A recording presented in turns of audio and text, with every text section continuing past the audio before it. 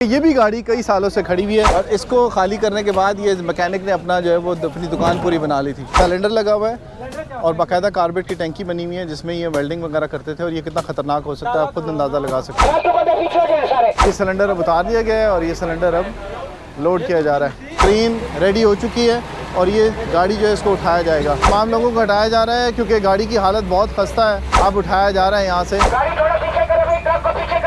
एक तरफ गाड़ियाँ उठाई जा रही हैं और दूसरी तरफ जो है ये सारा ऑपरेशन हो रहा है।